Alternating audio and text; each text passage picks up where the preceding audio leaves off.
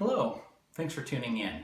Today I'm going to go over an exercise which I consider to be foundational for getting a good sound on the saxophone as well as on the clarinet. But primarily we'll be talking about saxophone right now. And this is a really simple exercise, as simple as, well, we're going to work with just the mouthpiece pitch. Now, not just any pitch will do. Each instrument is going to have a unique pitch that is going to produce the best sound for that instrument. For the alto saxophone, which is what we've got here, we've got an alto mouthpiece. The target pitch is the concert A above middle C, so above the staff. Sorry, correction. A above the staff. And the way we're going to do this is first we're going to identify what pitch naturally comes out when I play just the mouthpiece. Suppose that I've learned to play with a certain embouchure and it results in this tone.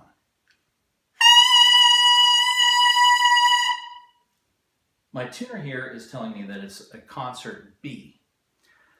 But if I play the saxophone with that kind of an embouchure, that is going to produce a tone that is pinched, generally sharp, and not very flexible. We're going to get a lot of notes that crack, especially in the low range. It's going to want to jump up an octave. So I'm going to aim for this concert A right here.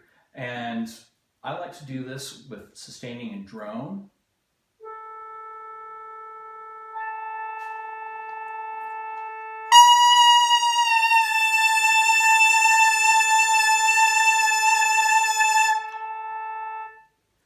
Once I can reach that pitch, I know that I've got the potential to make that automatic.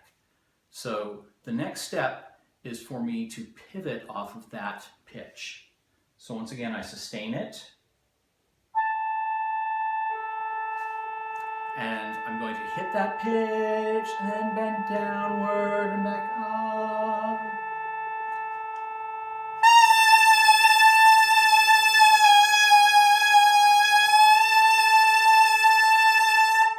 Next, I go a little further.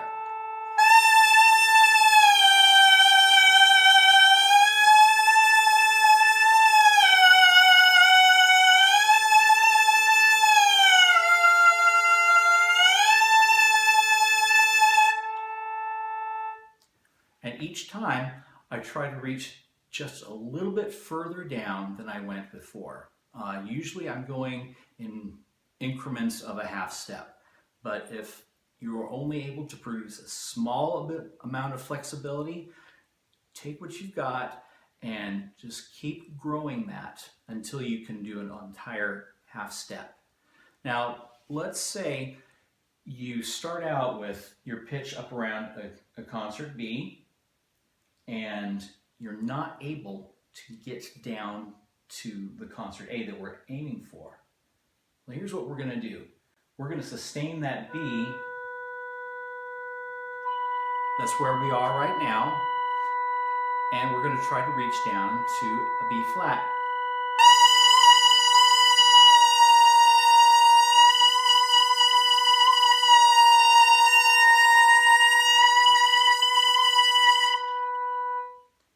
Once I know that I can reach that B flat, I'm going to start aiming for that all the time. Now, I sustain that B flat, and I reach for the A.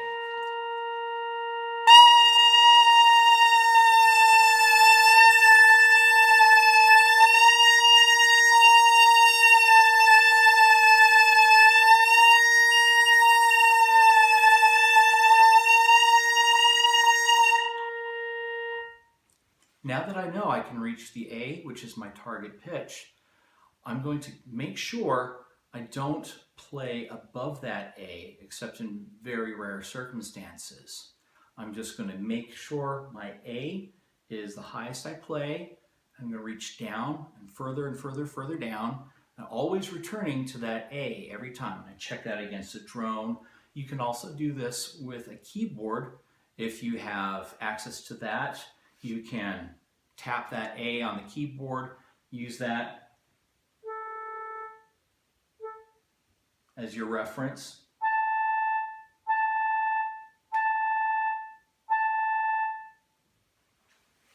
Now for the other woodwind instruments, we're talking right now about clarinet and the other saxophones. We're going to look for different pitches. For the soprano saxophone, you're looking for the C above the staff, which is above that concert A. For the tenor saxophone, you're going to aim for a G, right above the staff, and bari sax is the D on the staff. Now there is some argument about whether the tenor should be a G or an F sharp, the bari should be an E flat maybe. I've found that the G and the D are the most effective at getting the flexibility that I need to play throughout the entire range of each of those instruments. Now, for the clarinet, we're also going to aim for the C above the staff. The difference between the clarinet and the saxophone is for all of the saxophones, there's a little margin. Here's our target pitch, and we can go a certain amount above that with increasing pressure on the reed. With the clarinet, we don't want to have that margin above there. We want to be playing up towards the very highest range that the mouthpiece is able to produce. You might be able to squeeze out a C sharp if you really bite into it, and that's going to end up hurting your lip. So don't do it. But if you hit a C and you can dip down and return to it, that's going to train you always to return to that mouthpiece embouchure combination that will give you an ideal sound.